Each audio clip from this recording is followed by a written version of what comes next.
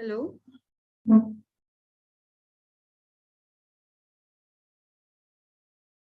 Hello, students.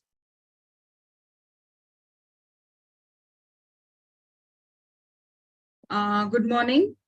So today we are going to discuss the topic biomolecules. Okay.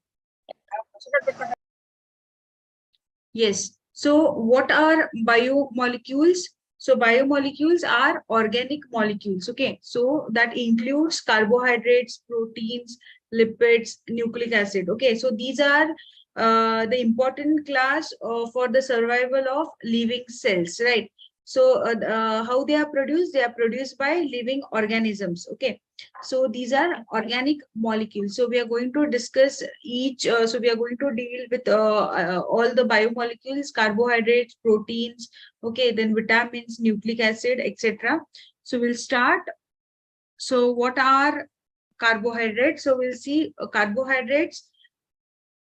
Okay, so these are polyhydroxy or hydroxy compounds. Okay, so we'll see what are the classifications of carbohydrates.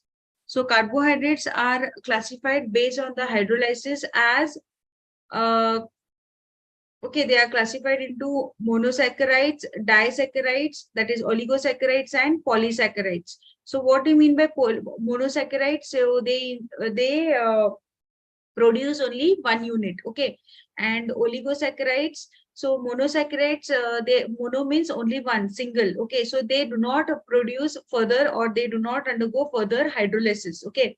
Then oligosaccharides, they consist of what? They will give you 2 to 10 units oligo, okay, so they give 2 to 10 units, and polysaccharides, so they give more than 10 units. So they are classified based on the hydrolysis as monosaccharide, oligosaccharides and polysaccharides. So monosaccharides, they are classified into aldose and ketosis.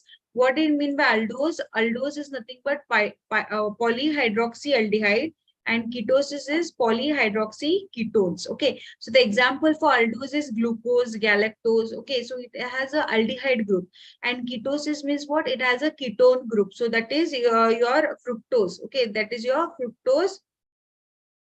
Then we'll go further. So what? So carbohydrates. Okay, carbohydrates. The second class of this is what?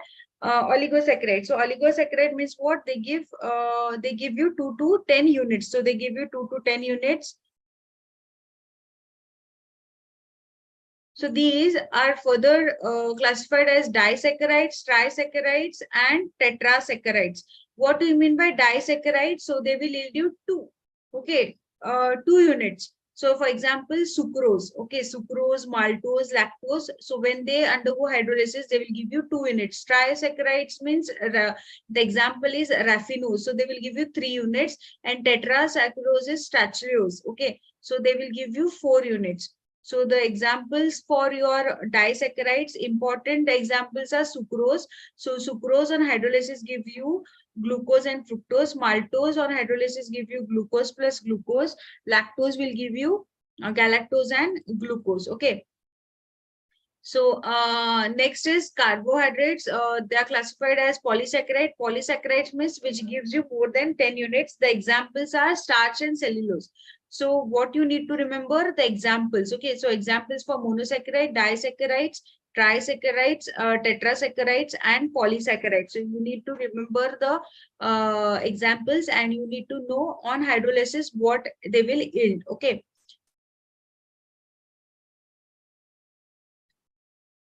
Now, second classification is based on the taste. Okay. So based on taste, so carbohydrates with sweet taste are called as sugars. Okay, while those without a sweet taste are called as non-sugars. So based on the sweet taste, so they are called as sugars, and without a sweet taste, then they are called as non-sugars. So all the mono and oligosaccharides are sucrose, while polysaccharides are non-sugars. So that mono and oligosaccharides are sugar. So all the monosaccharides and oligosaccharides, so they are termed as sugars, and while the class polysaccharides, they are said to be non-sugars. Okay. So the examples of sugars are glucose, fructose, maltose, and lactose. and non-sugars are cellulose and starch. So next classification is based on reducing and non-reducing sugars. So important, what are reducing sugars? So carbohydrates which reduce tolerance reagent and Fallin solutions are called as reducing sugars, while those which do not reduce are called as non-reducing sugars. Okay. So the reducing sugars are glucose, fructose, and your non-reducing sugars are sucrose. So very important. So which is a non-reducing sugar is your sucrose. Okay. So remember this, which is reducing sugar and what is non-reducing sugar. So examples, you need to remember the examples. So based on this, we'll solve some questions. So hydrolysis of sucrose. So, okay, hydrolysis of sucrose will give you what? Yes, hydrolysis of sucrose will give you what? Yes, hydrolysis of sucrose. Yes, Tarun. Others, please answer. So what is the answer? Hydrolysis of sucrose. So sucrose, when undergoes hydrolysis, what it will give you?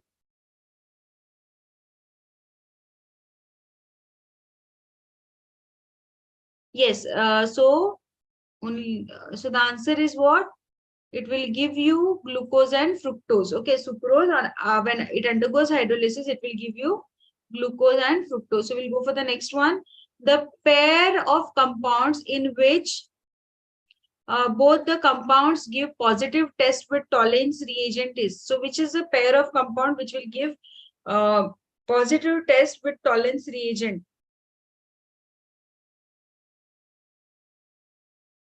Yes. Which is the compound, pair of compounds which will give, both the compounds will give you a positive test with tolerance reagent?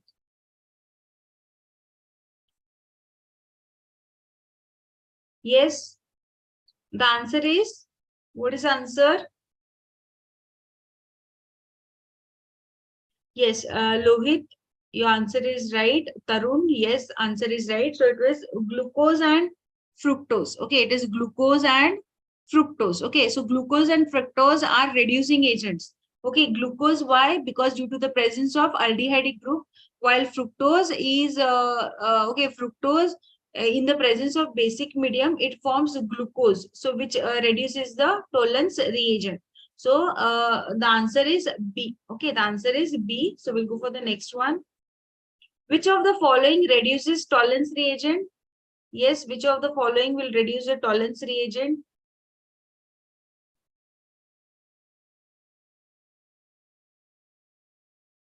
Yes, Tarun.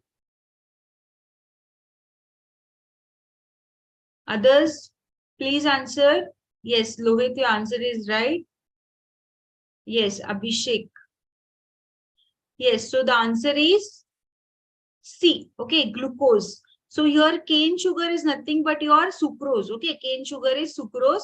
Starch, you know, it is a polysaccharide, and glucose. Okay, glucose. So glucose reduces the tolerance reagent. So the answer is what? C. So we'll go for the next one. So we'll study about glucose. So glucose, the other names, it is called as dextrose or grape sugar. So what is glucose called as? It is called as dextrose or grape sugar. So the molecular formula is C6H12O6. Okay. So the parent chain. Okay. So we are going to elucidate the structure of glucose. So this is the structure of glucose. You can see. Okay, this is a structure of glucose. So CHOH 4 times and then CH2OH. Okay, so there is a presence of aldehyde group and a primary alcoholic group. So parent chain carbon. So how many carbon atoms? So to elucidate the structure of glucose, so what they did, they took the glucose and they reacted it with hydrogen iodide. So it was prolonged heated with a hydrogen iodide, giving you N-hexane. So N-hexane, the number of carbon atoms obtained were 6. So this determined that 6 carbon atoms are there in a straight chain. Okay. So this was the first structure elucidation of glucose. The first reaction to determine the structure of glucose with heating with hydrogen iodide. So the next is functional group. So glucose reacts to how to, like which functional groups were present. So to determine the functional group, glucose was reacted with hydroxyl amine to form oxime. Okay, so glucose adds a molecule of hydrogen cyanide to form what? Cyanohydrine. So this confirms what? That there is carbonyl group is present, and that carbonyl group can be either aldehyde or ketone. So when one molecule of, okay, so it reacts with hydroxylamine to form an oxime. So it tells you that carbonyl group is present. So one molecule of hydrogen cyanide, when it reacts, okay, so it forms cyanohydrin. So that means either aldehyde or ketone will be present. Then conformation of aldehydic group. So glucose, it gets oxidized to gluconic acid when it is treated with mild oxidizing agent like bromine water. So you can see this is a aldehydic group. Okay, aldehydic group. So mild oxidizing agent like bromine is used, bromine water, bromine in water is used. So it is what it is doing, it is oxidizing your this what CHO to COOH. Okay, so it forms what? Gluconic acid. It is a mild oxidizing agent. Bromine water is a mild oxidizing agent. So what it does, it converts your aldose into aldonic acid. So this confirms what? That there is a presence of what? Aldehydic group. So carbonyl group is present as a aldehydic group. So as ketones, so when you use this bromine water, okay, if ketones are present, then they do not oxidize to acids in presence of bromine water. So ketones, they do not oxidize. So this confirms that the carbonyl group which is present is a aldehydic group, because bromine water, if you react with a ketone, okay, ketone, then they do not oxidize it to acids, okay. So this confirms that there is a aldehydic group. So next is presence of primary alcoholic group. Okay, so glucose gets oxidized to glucaric acid when it is treated with strong oxidizing agent like HNO3. So what happens when you treat it with strong oxidizing agent like concentrated HO3, both CHO and your primary alcohol is converted into acid, that is glucaric acid. Okay. So this concentrated HNO3 is nothing but your strong oxidizing agent. So it is when you are treating with strong oxidizing agent, both the aldehyde and the primary alcohol is what it is converted into your acid, which is so what it forms? Glucaric acid. Okay. So aldose is converted into what? Aldaric acid. So it is converted into what? Aldaric acid. So this confirms what? There is a presence of primary group. So this is your primary group, right? So this presence, primary alcohol is present. So this confirms that there is a primary alcohol. So this is a primary alcohol. This reactions, when you react it with strong oxidizing agent, it confirms the presence of primary alcohol. So presence of 5 OH groups. So that is acetylation. So when you do acetylation of glucose, so when you do acetylation of glucose with acetic anhydride, it gives you what? It gives you glucose pentaacetate.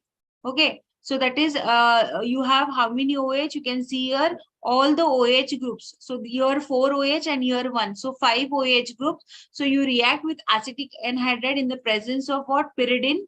Pyridine is a base. So it converts all your OH groups into acetate. Okay, so it forms pentaacetate of glucose. So this confirms that there are presence of what? 5 OH groups. Okay. So this confirms the presence of 5 OH groups. So based on this, the structure was illustrated like this. So the structure is given here. So you can see the structure.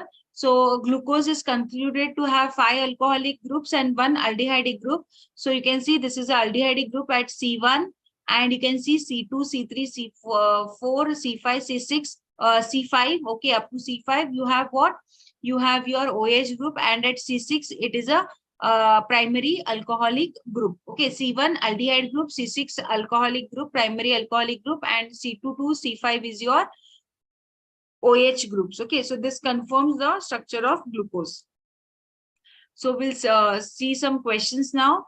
So glucose contains, in addition to aldehyde group. So what does glucose contain in addition to aldehyde group? What is the structure of glucose? In addition of aldehyde group, what does it consist of?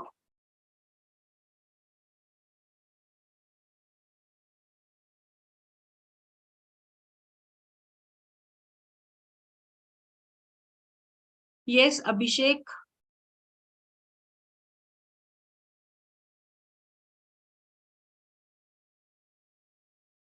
Others, please answer. So we have seen in the last slide, okay, what does the structure of glucose consist of in addition of aldehyde group? Again, what it consists? What is the structure?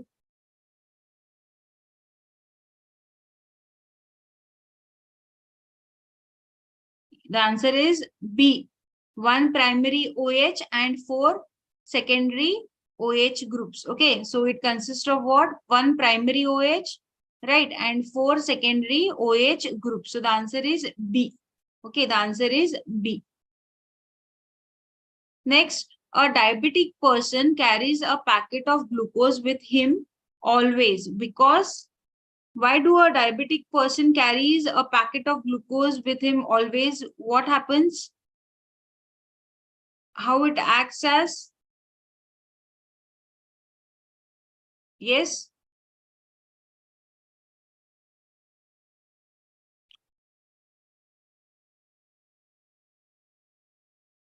What is the role of the glucose? Okay, glucose, what it will do?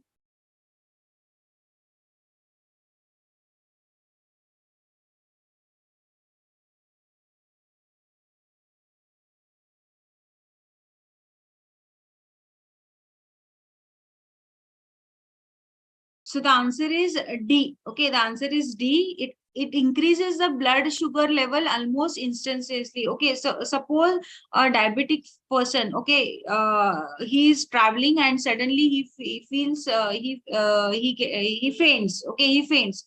So that means what? He has the sugar level has been reduced.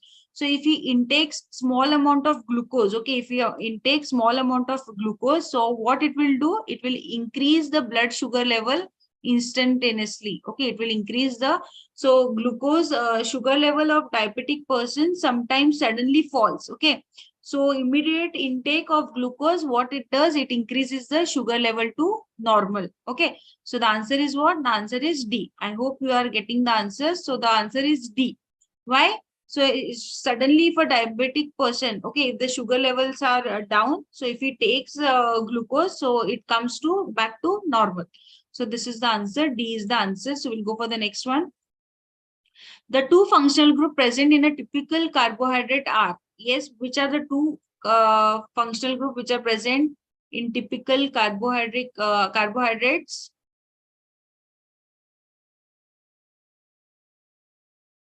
Yes.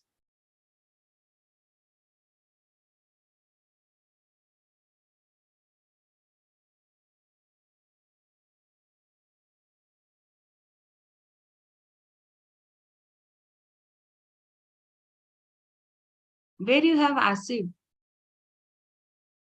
Yes, Kumar. Others, you have a OH group, right? OH group and CHO group, aldehyde group and OH group, right? So answer is B. Next. So next we'll see the structure of glucose.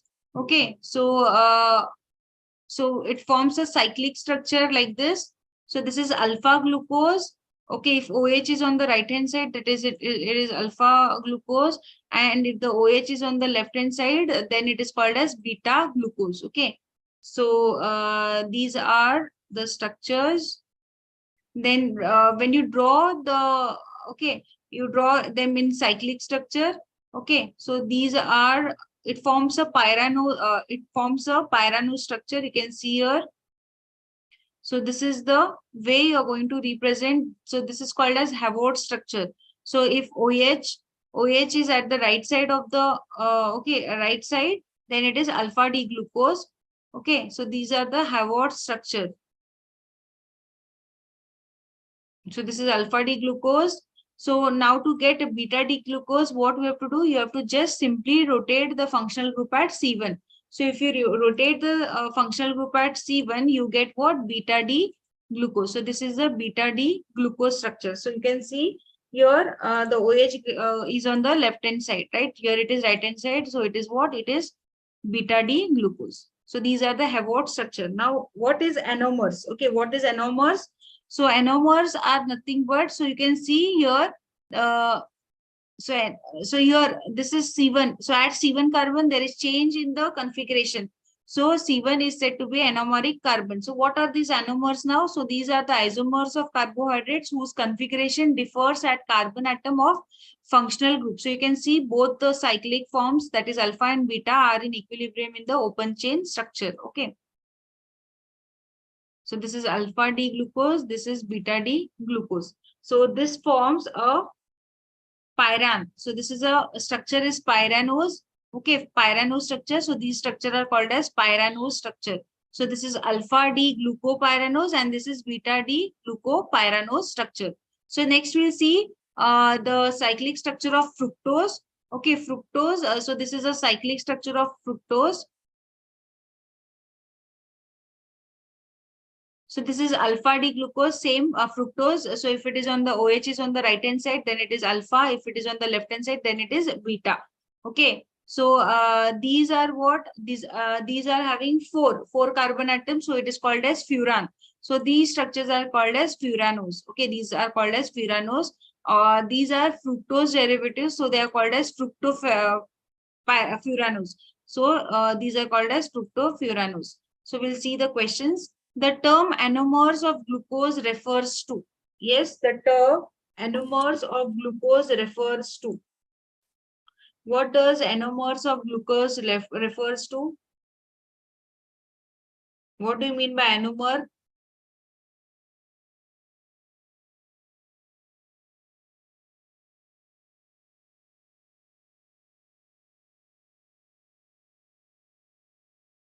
What do you mean by anomer? Yes, Tarun. Others?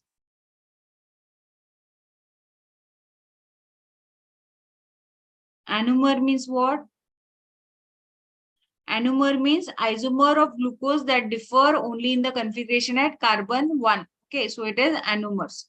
Alpha D glucose and beta D glucose are said to be what? What are they called as? Alpha D glucose and beta D glucose?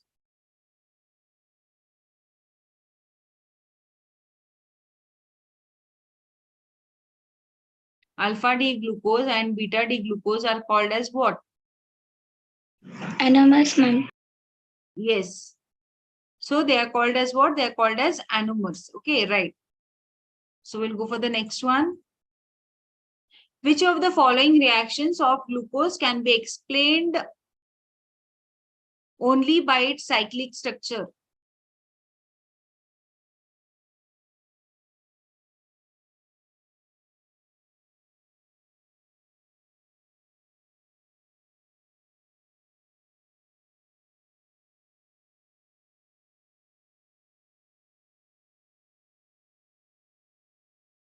Yes.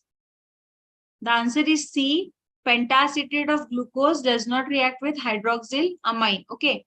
So answer is C, that is cyclic structure of glucose. It does not contain any free aldehyde group. So you know, if there is cyclic structure of glucose, so there is no free aldehyde group. Okay, so therefore it does not react with hydroxylamine.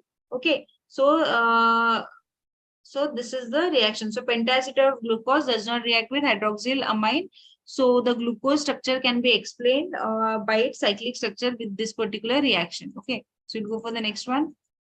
So disaccharides, so the best example for disaccharides is sucrose. What do you mean by sucrose? They are called as cane sugar or table sugar. So sucrose, it is dextrorotatory in nature. So when it undergoes hydrolysis, it forms equivalent mixture of D plus glucose and D minus fructose. So this is a reaction fructose. When it undergoes hydrolysis, it gives you glucose plus fructose. So it is called as cane sugar or table sugar. So the overall mixture is levorotatory. The hydrolysis of sugar, sucrose brings about a change in the sign of optical rotation known as inversion. So the equimolar mixture of D plus glucose and D minus fructose, which sucrose on hydrolysis is called as invert sugar. So what is invert sugar? So the equimolar mixture of D plus glucose and D minus fructose. Okay, so which sucrose on hydrolysis is called as the invert sugar. So what is invert sugar? So this is the definition. So this is the structure of sucrose. So it is bound by, so this is a alpha linkage. You can see this is a alpha linkage because it is the linkage from alpha D glucose, and this is a beta linkage because the beta. Okay, so from beta D fructose, the structure is taken. Okay, so this is a beta D fructose. So this forms a glycosidic linkage. Okay, alpha linkage between the glucose and fructose. There is a linkage called as glycosidic linkage. So this is the structure of what? This is a structure of your sucrose. So next is maltose. Maltose is also called as malt sugar. So how it is obtained? It is obtained by partial hydrolysis of starch. Okay, partial hydrolysis of starch. So this is dextrorotatory in nature. So maltose is a reducing sugar. So remember this, maltose is a reducing sugar. So in maltose, two glucose units are joined by alpha glycosidic linkage between C1 of non-reducing glucose unit and C4 of the other reducing glucose unit. So you can see this is the structure of maltose. Okay, alpha D glucose and alpha D glucose. So it has a alpha D glycosidic linkage. So this is a structure of maltose. So next is lactose, or it is called as milk sugar. So when it on hydrolysis, it will give you equimolar mixture of D plus glucose and D plus galactose, which are epimeric in nature. So lactose is a reducing sugar. In lactose, C1 of galactose unit is attached to C4 of glucose unit. So it has a 1,4 glycosidic linkage. So this is the linkage. So you can see between the first carbon here and fourth carbon here, they have a linkage. So it is called as 1,4 glycosidic linkage. Okay, it is called as 1,4 glycosidic linkage. So lactose is formed between beta D galactose and beta D glucose. So it is a glycosidic linkage. So this is the structure of lactose. So what are epimers now? We said these are epimers. Okay. So what are epimers?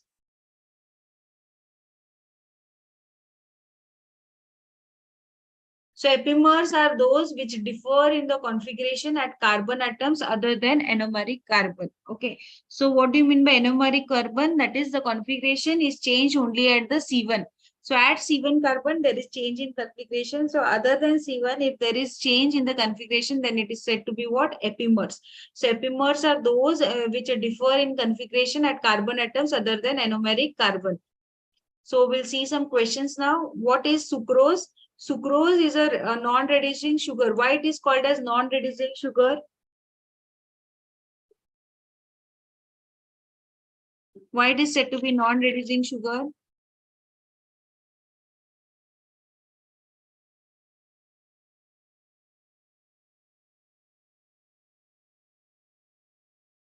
What is the reason why sucrose is said to be non-reducing sugar? Yes, the answer is C. Kumar, Rakshita, Abhishek. The answer is C. A ketonic group of fructose and aldehyde group of glucose are blocked. Okay. So because of this, sucrose is acting as a non-reducing sugar. Next, alpha maltose consists of. What does alpha maltose consist of? What does alpha maltose consist of?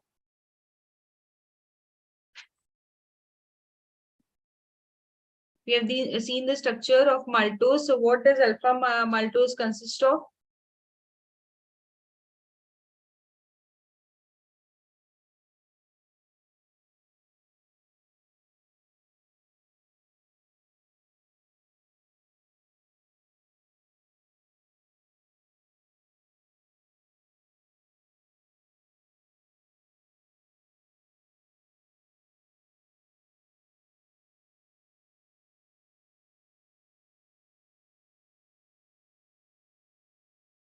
Yes, what does alpha glucose maltose consist of? Just see the structure.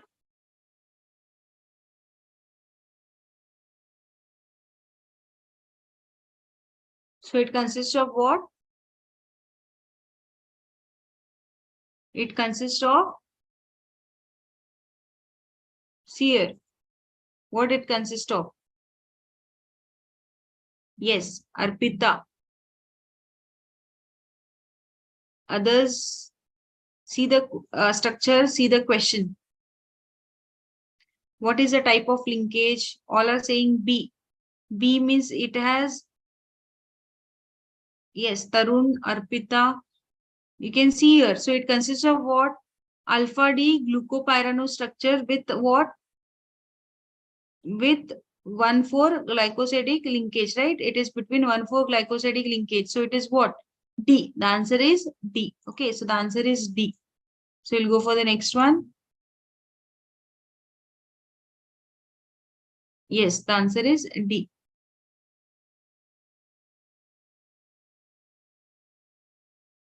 Next, so next is glycogen. So the carbohydrates are stored in animal body as glycogen. So it is known as what? It is known as animal starch because its structure is similar to amylopectin. Okay, it is similar to amylopectin and is rather more highly branched. So it is present in liver, muscle and brain. When the body needs glucose, enzyme breaks the glycogen down to glucose. Okay. So we'll see some questions now. What is water insoluble component of starch is called as what? Water insoluble component of starch is called as what? Water insoluble component of starch is called as what? It is, yes, Rakshita.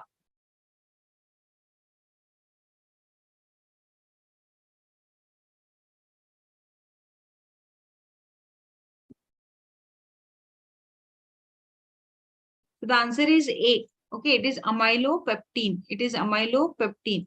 Okay, the answer is amylopectin. Okay.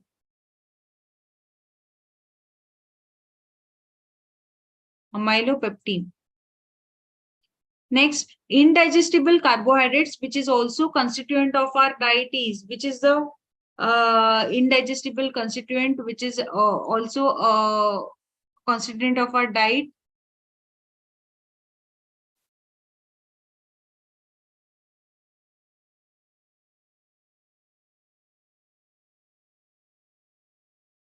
Yes, indigestible carbohydrates, which is also a constituent of our diet. So the answer is cellulose. Okay, the answer is cellulose. Next, which of the following polymer is stored in the liver of animals? Which is the following polymer which is stored in the livers of animal?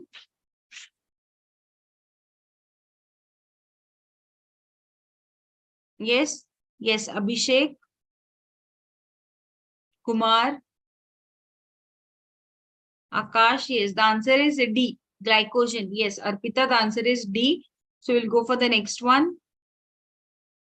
Amino acids and proteins. Okay, we'll go start with the amino acids and protein. So proteins, when they undergo hydrolysis, they will give you what? They give you peptides. Okay, so they give you peptides. So these peptides, when undergo further hydrolysis, it will give you what? It will give you amino acids. Okay, so these proteins are called as what? Proteins are made up of alpha amino acids. So proteins are said to be alpha amino acids. And these amino acids, they contain what? They contain two functional group, that is NH2 group and the carboxylic group. Okay.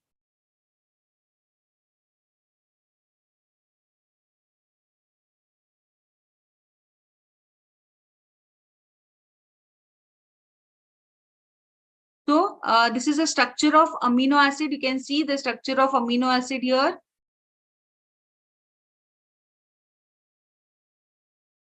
So example, So if R is equals to H, if R is H, it is glycine. If R is CH3, that is methyl group, then it is alanine. Okay.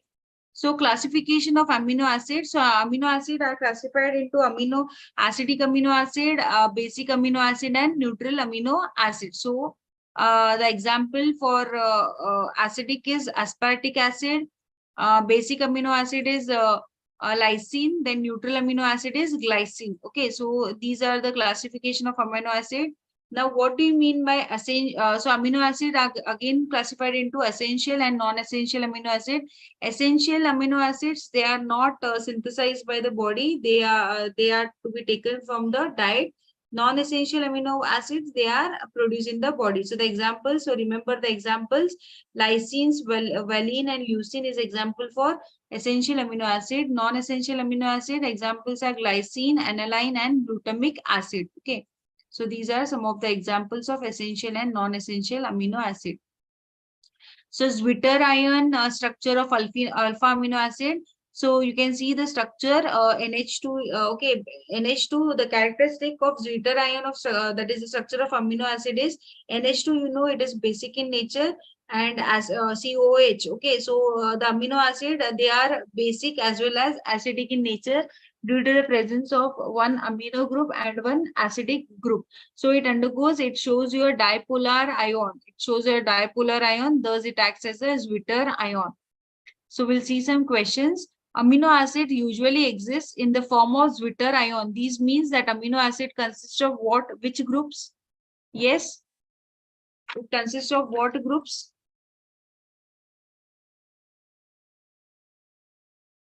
So whenever it is having a Zwitter, when it is acting in a Zwitter, yes, in Zwitter form. Yes, the answer is B. Yes. Answer is B. B. Okay, Zwitter form, then they are existing in NH3 plus and COO minus. So we'll go for the next one. Which of the following statement is correct? So all amino acids are optically active. All amino acid except glycine are optically active. All amino acid except glutamic acid are optically active. All amino acid except lysine are optically active. So which is the correct statement?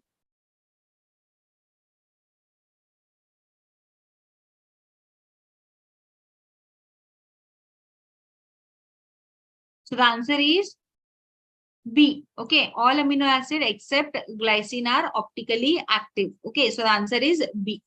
So we'll go for the next one. The alpha amino acid which contains the aromatic side chain is. So which is the alpha amino acid which contains aromatic side chain? Yes.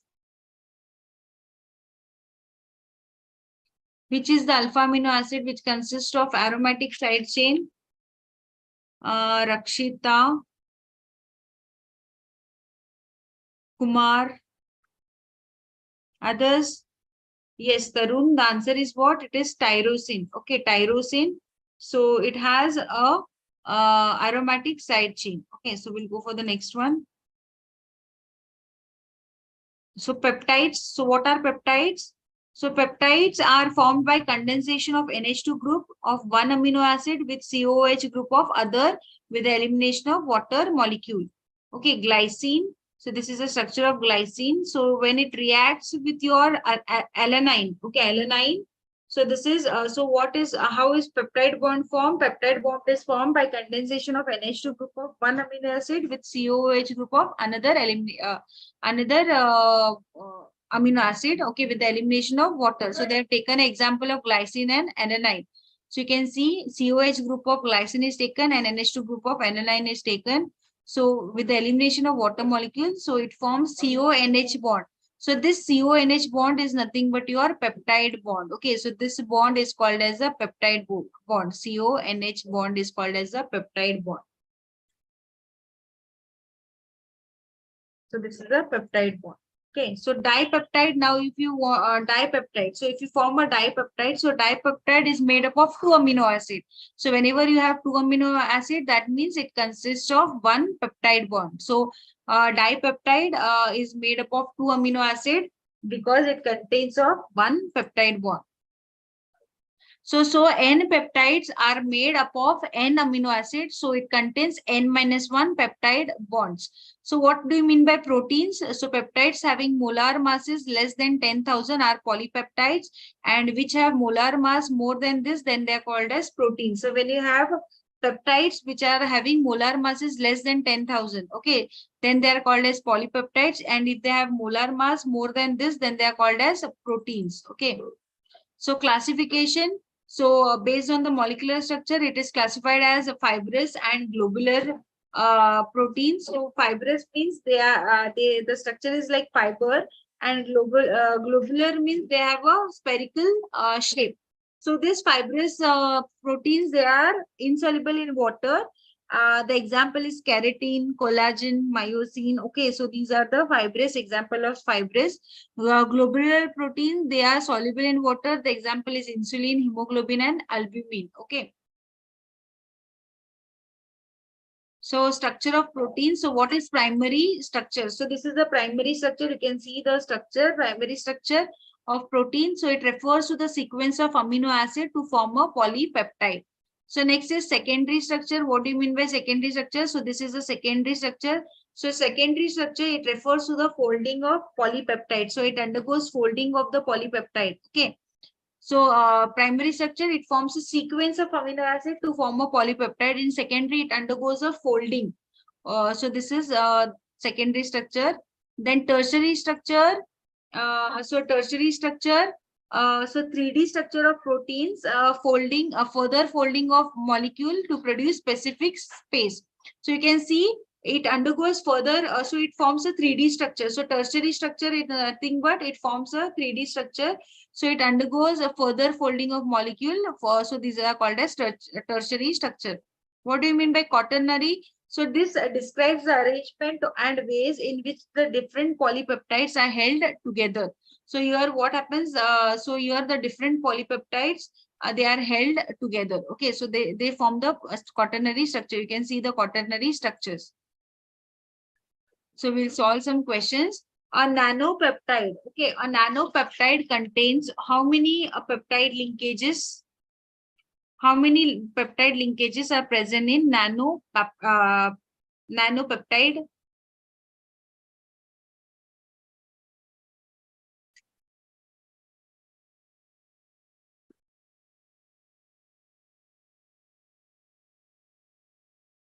Yes. The answer is Rakshita Abhishek. Yes, the answer is right. Others, please answer.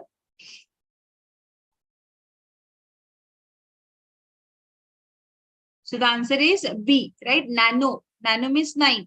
So N-1. Okay, the number of peptide linkage you can calculate by N-1. So 9 minus 1 is 8. So the number of peptide bonds is 8. Okay, so answer is right. So we'll go for the next one.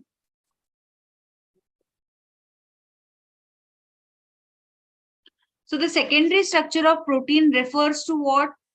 What does the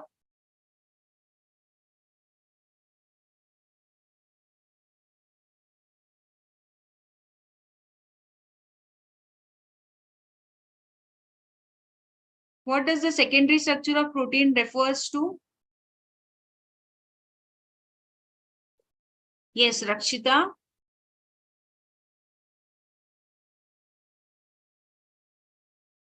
Others?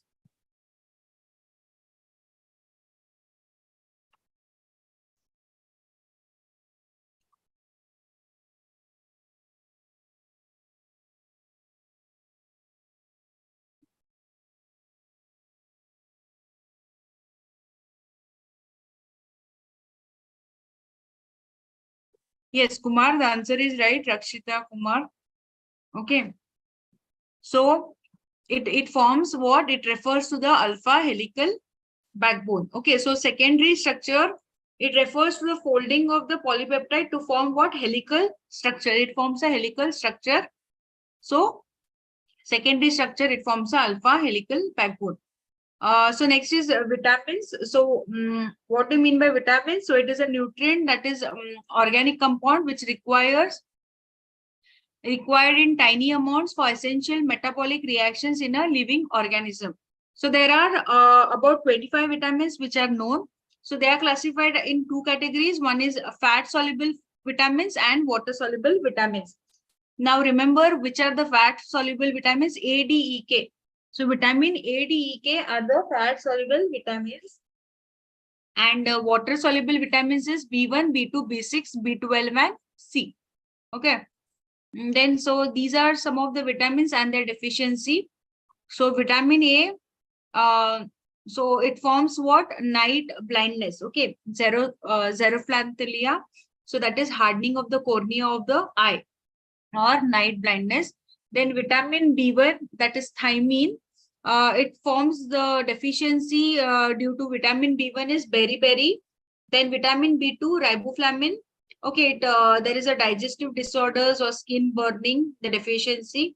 Then vitamin B6, that is pyridoxine. It forms convulsions. Okay. Vitamin B12, pernicious anemia. Then vitamin C, that is ascorbic acid, scurvy. Vitamin D, rickets. Okay.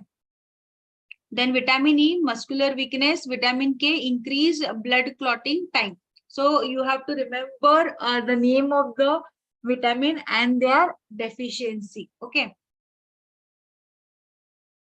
So milk contains which vitamin? Milk contains vitamin.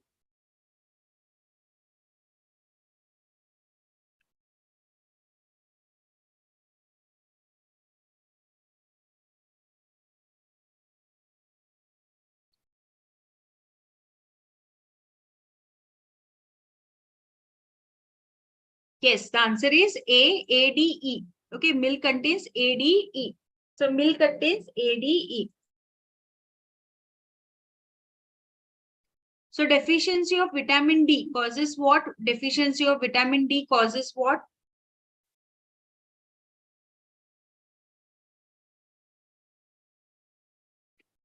Yes, Rakshita.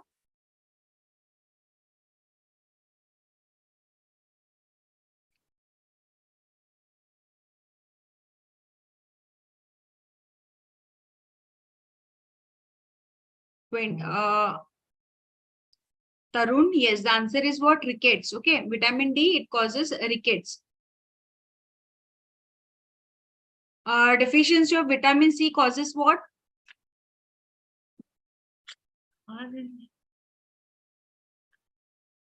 Vitamin C. Yes, it is scurvy. Okay, it is scurvy.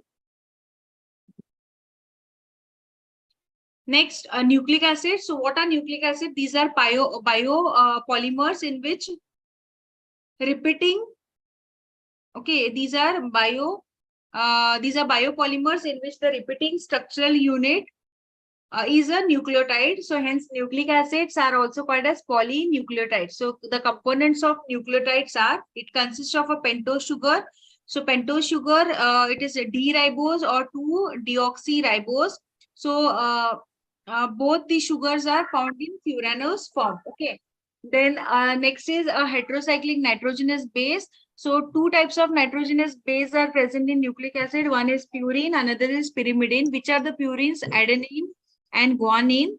So they are represented as A and G. Pyrimidines are uracil, U, thymine T, and cytosine C. Okay. So these are the heterogeneous bases. Then nucleosides, what is the difference between nucleosides and nucleotides? So nucleosides means they contain two components. They contain pentose sugar and nitrogenous base. Okay. And nucleotide, it consists of what? It consists of three components. That is a base, a sugar, and one phosphate backbone. Okay. So the difference between nucleosides and nucleotides. Remember, nucleoside means two components, pentose sugar and nitrogenous base. Nucleotides, it consists of three components: base, sugar, and a phosphate backbone. Then type of nucleic acid. Depending upon the type of sugar present, nucleic acid are of two types: deoxyribonucleic acid, that is DNA. So it consists of cytosine and thymine as pyrimidine bases, adenine and guanine as a purine basis. And which is the sugar present? It is 2-deoxy-D-ribose sugar. And ribonucleic acid, the second type of nucleic acid is ribonucleic acid. That is, it is abbreviated as RNA. So it consists of what? It consists of a ribose sugar and cytosine and uracil as pyrimidine basis and D-ribose sugar. Okay. This is RNA. Next, the structure of nucleic acid. Primary structure in this nucleotides are joined together by what? What type of linkage is present between nucleotides? It is phosphodiester linkage between 5' and 3' carbon atoms of the pentose sugar. So this is the arrangement of nucleotides. So the base, sugar, and phosphate, they are linked by a phosphodiester linkage. Okay. So these are the primary structure. What is secondary structure? So James Watson and Francis Crick. So they gave a double-stranded helix structure for DNA. So DNA, it consists of two identical polynucleotide chains which are twisted around each other. So you can see the structure, right? So this is a helical structure. So this is alpha helix structure for DNA. So what happens here? Two identical polynucleotide chains are taken and they are twisted around each other. So this strands, they run in opposite direction. You can see one strand stands from 5' to 3', another stands from 5' to 3', which is in opposite direction. So this is called as what? This is called as double helical structure. So these two strands are held in position at definite distance to hydrogen bonds which are present in the between the two chains. Okay, so this is a secondary structure. So it is called as double helical structure. So the two strands of the double helix are complementary and they are not identical. So RNA is a single stranded molecule. So RNA, it consists of three types. They are named as messenger RNA, that is mRNA, ribosomal RNA, that is rRNA, and transfer RNA, it is called as tRNA. So what are the function of this RNA? So mRNA, it carries message of DNA. rRNA, it provides a site for protein synthesis, and tRNA, it transfers amino acid to the site of protein synthesis. So remember the function of these three types of RNA. Okay. So RNA is different from DNA because what does RNA consist of? Why is RNA different from that of DNA?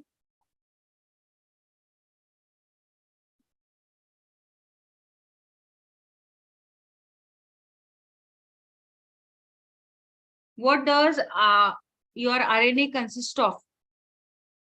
Yes, it consists of what? Instead of yes, Tarun, Akash.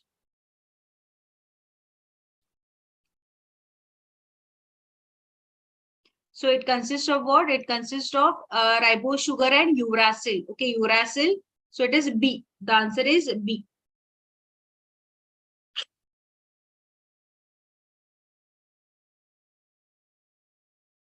The pyrimidine bases which is present in DNA are. So which are the pyrimidine bases which is present in DNA are?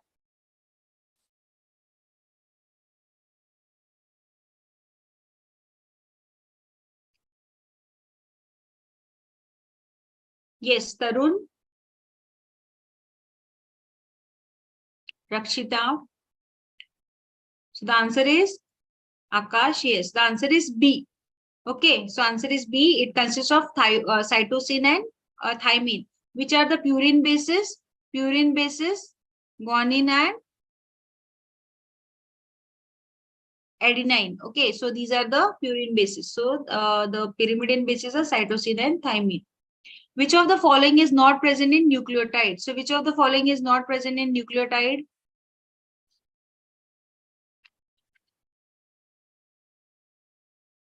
Yes. Yes, Tarun.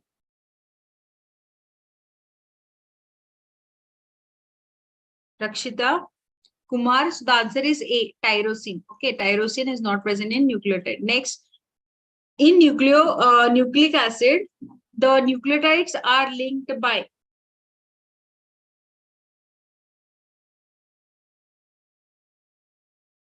In nucleic acid, the nucleotides are linked by. Yes. Rakshita, Arpita, nucleotides. Okay, it is linked by what? It is linked by ester linkage, right? Nucleotides are linked by ester linkage. A. So nucleotides are joined together by which linkage? Phosphodiester linkage. So the answer is A. So okay, so these are the questions. So I hope you have understood today's chapter, that is biomolecules. Okay, so we have completed this chapter, biomolecules.